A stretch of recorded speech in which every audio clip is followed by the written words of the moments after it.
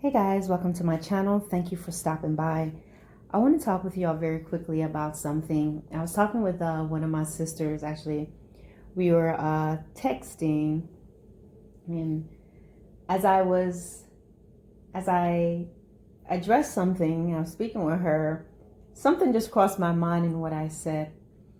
And we were talking about my time in the military and talking about, the disciplines and how at the end of it all, as I'm now retired, I could see it's been all worth it. When you're in the military and you sign on those dotted lines and you enter in, you're pretty much following the rules and regulations of the commander in chief, the president of the United States, as it comes down the chain of command to your direct line supervisor. And the whole thing in the military is building you from your entry level, you getting into one day being a leader yourself. But I will tell you, we're going to talk about the beginnings. And sometimes, people, I remember when I decided I was going to join the Army, I was thinking about the Navy. I was thinking about the Marines, and I was really drawn by the uniform. But then as further exploring options and the fields of study that they had, it didn't fit into what I would want. So I remember making a decision for the Army, and I remember sitting in that recruiting station, and they showed you that commercial, and they showed you, it's like the commercial for joining the Army, and everything is so exciting. It seems so cool, And my time when I was entering in, they still had the "Be All That You Can Be." That was the music at the time. Be all that you can be in the Army. So just giving you a little hint of my age. And I was like, whoa, just seeing that little clip was so cool, and joining and all of that. But guys, there's a process. You join, they accept you. You may pass the initial exams. You have to go through your physical and have to make sure you're okay. Now you go to basic training. When you go through basic training, there's a set of things you have to go through there. Just because everybody want to join the Army, just because you pass the ASVAB test, which is an entrance test. Okay, you pass that, and now it's time to go to the next thing. You got to pass that physical. All right, you pass the physical. Now you got to go to the next step. You're going to go to basic training. Okay, and basic training is where you are stripped of everything you packed. You're not going to see it till at the end of basic training. Okay, then you're going to get your toothbrush, all your clothes that you packed. You don't need it because you're going to be wearing the uniform. So in basic training now, there's another set of things that you're going to have to go through. And this is where they begin to condition you in to be a soldier. All right, and whatever it is, to be a Marine, to be an airman. But all I know about is the Army, so I can talk to you about that. And so there's different things. Now your sleeping hours have changed. You have to get up at a certain time. You can't just go to sleep when you want to go to sleep. You just can't do what you want to do. You're going to move from one place to the next in a uniformed manner. All right. There's a way that you stand. There's a way that you speak. You have a certain amount of time to eat. You have to be at the next place. You have things that you have to do in the barracks. You have duties and responsibility. Everything is different. You have physical training, rigorous training. You have all these things you have to do in basic training. And so not everybody makes that, because there's people, they realize, this is not what I want to do. I don't like waking up so early. I don't like having this schedule. If you pass that, then you go to the next thing. If you pass basic training, you graduate. Now it is time for you to go to what we call AIT. Depending on what job you have, even though we're all together as one in basic training, depending on the job that the Army signed you up for, we're going to be taking different flights out to different places to now train for our job. And when you get to that place where you're going to train for your job, you're still not a soldier yet, okay? Because now you have to now go through another set of schooling for the specific job that you signed up for. We call it the MOS. All right. And so now you have to pass that test. And now you're going getting a bunch of it. To me, it is very accelerated, but you're expected to pass. And so you have to go through that. In the meantime, you're still adhering to all your military customs and courtesies and mannerisms. You got to maintain that. You are now a soldier. Now you have to learn your job. And you may or may not learn your job. You fail that, they're going to teach you, reteach you, whatever. Okay? If you pass that, then you go on to the next thing. If you don't pass that, you're going to get recycled, which means, okay, we're going to put you through the course again. And if you don't pass, then more than likely, you're either going to reclass you, meaning give you another job that you may be good at, or you're going to get chaptered out. But now here it is. You finish your training, you're learning your job. Now you're going to the next thing. The Army is going to fly you out to your next location. So now you're going to do what you learned in the books. You're going to put your hands to it. Okay. So you go what we call OJT. For me, it's called on the job training. Everything that I learned at school, okay, in the classroom setting and the assimilated settings. Now I'm getting ready to go to an actual hospital, which was for me. Now everything we've learned, we got to learn this. We're working with real patients. We're working in a real hospital environment. Okay, it may be different things for other people. And so now you have to pass that. And once you pass that, now they're going to put you to the next thing. Now they're actually sending you to your very first duty station. Simply mean this is now where you're going to be working. So now you go to this first place. But guess what? You're the soldier. There are many different aspects of being a soldier that you still have to adhere to. Okay, one of the things that I remember they telling us, you are a soldier in and out of uniform. You are a soldier on duty or off duty. So whether you're at work or not, you're still a soldier. You need to conduct yourself accordingly. All right? And so guys, when you get to that first duty station, now you still have to be able to do what? Function at your job. So for me, working in the hospital, working in the clinic, I have my behaviors then. I have my job. I have certain skills and things that I have to do, dealing with the patients, dealing with other soldiers, dealing with my fellow soldiers, dealing with the doctors, dealing with everybody. Now not only that are you dealing with what you're doing within the clinic, you still need to be adhering to what the command calls for, because now I'm working in the hospital. So this unit is called MEDAC. You are also falling under the policies and everything of the hospital commander.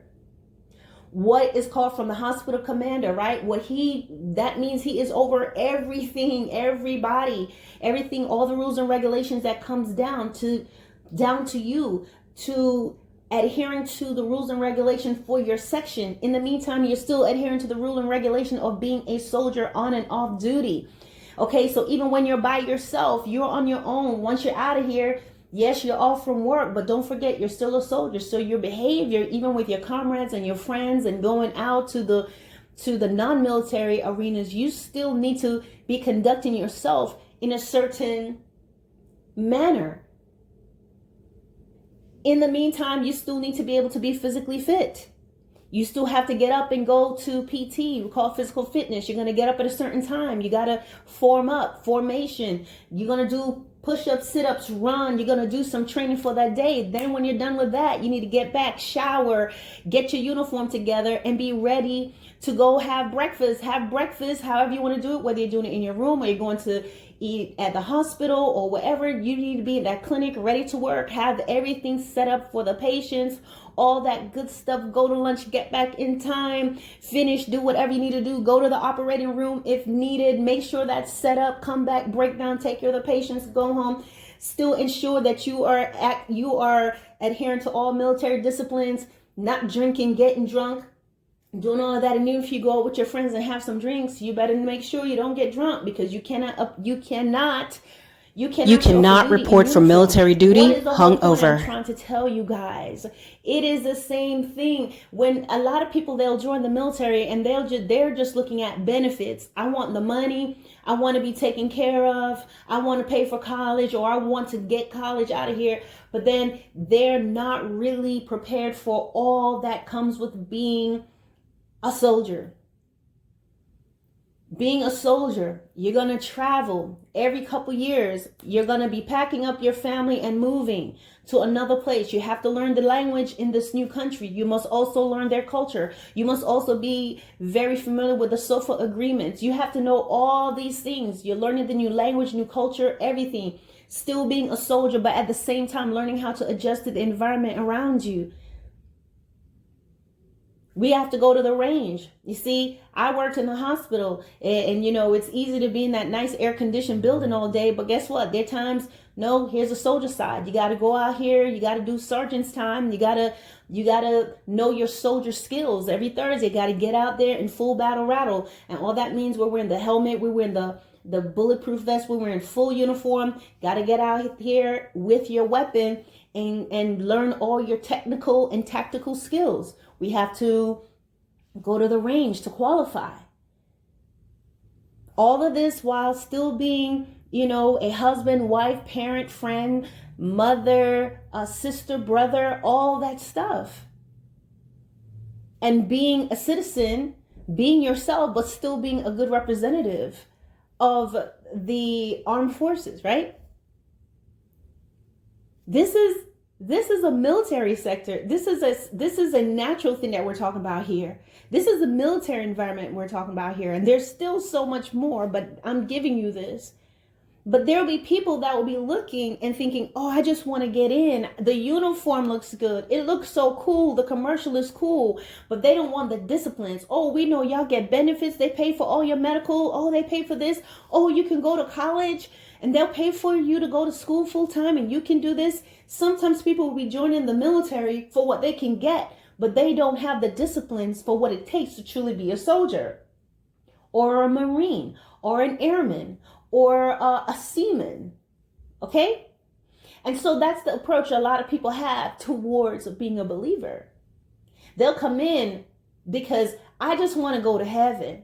They are remembering the good feeling they had at church when they got saved.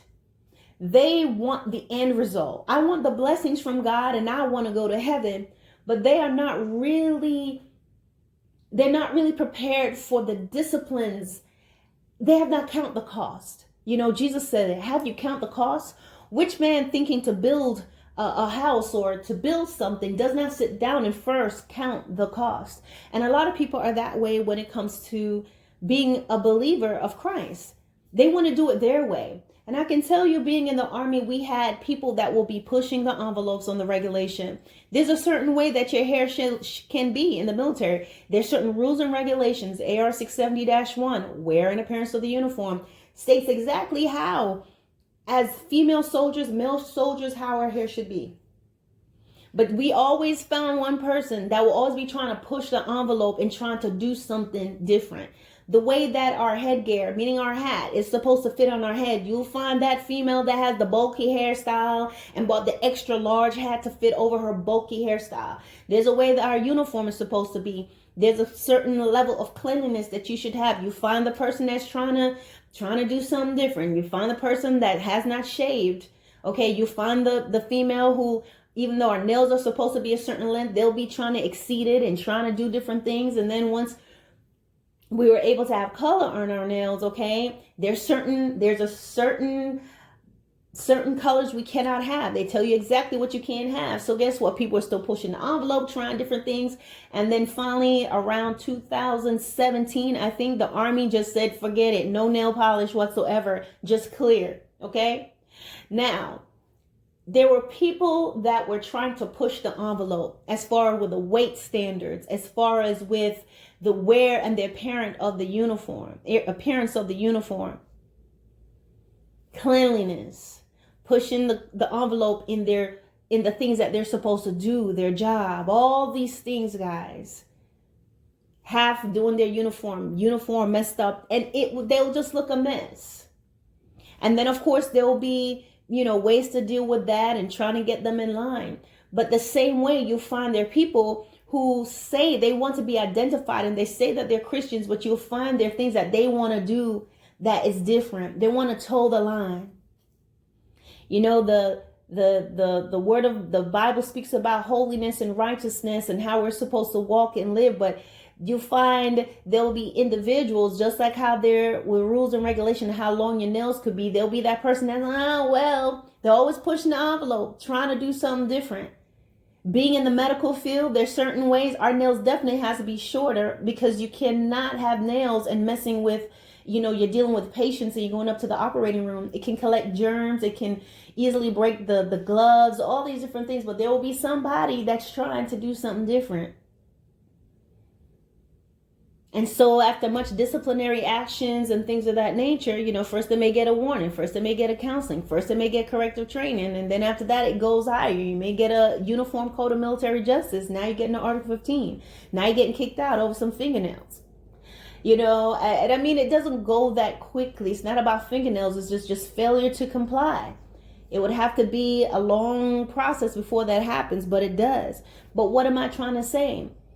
Many looked at how good things look. People look in the uniform and they look at the benefits and they look at all these different things. Oh, it looks so great. Look at the car you have. Look at what you have. But they're not looking at the sacrifice. And so there are lots of people who are looking for heaven and they're looking for blessings and they're looking for protection, but they are trying to skirt out of the disciplines that comes with being a child of God. The sacrifices that will be made when you're a child of God. The distinction in which you must walk in. The fact that you can't do like everybody else. Oh, the biggest thing is many who say that they're Christians, they're not believers in and out of church. They don't believe that. I only need to be holy at church. I only need to speak this way when I'm at church, when I'm in a Bible study, when I'm on Zoom church, or when I'm in a group of other Christians. But they change when they get in another environment. They're not aware that, hey, 24/7, 24 hours a day, 7 days a week, I am a disciple of Christ and I must represent accordingly. I can't do the stuff that the world is doing, but you will find they will be doing that. Being a soldier, no matter where I was, even when I was on vacation, I'm still a soldier. There's certain things I can't partake in. I can't think, oh, I'm on vacation. I could go over here and do a little bit of drugs. There have been soldiers that would do that. They will go on, maybe we have a 4-day holiday, or they go home on vacation and they decide they want to go get high real quick and think they can get out really fast. They can get the stuff out their system. But guess what? Anytime we went on leave, anytime we had a 4-day holiday or something like that, we always have to take a urinalysis when we came back. And there were random urinalysis that was going on. And a lot of people got caught up that way because they thought, oh, I'm going home and, this stuff should be out of my system by the time I get back. But there will be a urinalysis. And the urinalysis, you never know when they're gonna have it. You will just get that call at 4 or 5 in the morning. There will be a call telling you where to report and that you have been selected for urinalysis. It had nothing to do with you personally. It was just a urinalysis. So you were never prepared. But guess what? You don't have to worry about being prepared if you're following what the military calls for. You're not supposed to be taking drugs, right? You're not supposed to be smoking weed. You're not supposed to be taking any illegal drugs. So when the urinalysis comes, you're not worried. You just want to go there and give your share, because a lot of times you're holding that first morning, the first thing you get up in the morning, you go to use the bathroom, you're holding that, trying to give that in. But I hope you guys are getting my point. I hope you guys understand what I'm saying here. The attitude of many believers is they're looking at the benefits, they're looking at the fun part of being a Christian, like, oh, we like the singing, we like the preaching, we like, doing certain things, but they're not counting the cost and they're not disciplined. They're believers depending on the situation. They can change They can change the policies and procedures and the principles of God. That's changeable depending on where they are. And so, guys, just like with that urinalysis that's unannounced, so is going to be the coming of the Lord. See, if you are truly seeking to do the things of God and really going to him to try to seek his face genuinely, he's going to help you and he's going to lead you and he's going to guide you. And so at his coming, which is going to be sudden, you're not going to be like, oh my gosh. And suddenly, if our end shall come, you're prepared. You're in good hands. But when you're leading on and off, sometimes I'm safe, sometimes I'm not. You're going to find yourself being the person that's always trying to think of a way around holiness, a way around righteousness, another way to do everything. And so all I'm going to end this video with telling you is to count the cost. Because I'm here to tell you, if you're living a double life, you're not going to heaven. So you might as well just be the hellion that you want to be in secret, because you're not going to enter into the kingdom of God. If you are truly deciding to serve the Lord, then just realize, guys, it's going to cost us, but in the end, it's going to be worth it. It requires disciplines. You're not going to be able to live like the world and do like the world, but in that there is still joy. Too often people are just used to a certain level of toxic living that it will seem boring to be holy, because we're used to turning up and doing things we shouldn't be doing, and having multiple relationships and getting drunk and getting high and being belligerent, where the Lord calls us to a higher level. Only these things can be accomplished through the power of the Holy Spirit. And so, guys, I just want to tell you, count the cost, consider it, seek repentance if you need to, if you have failed and you have not been adhering to the principles of God. And just know this, guys, we can do all things through Christ who strengthens us. In the end, as I have retired and now getting the benefits of all the disciplines, so it's going to be when we enter into everlasting life with Jesus Christ, the Son of God, being able to see God face to face. You're going to see that all the disciplines and all that you experience now, all you adhere to now in this life, will be very much worth it in the end.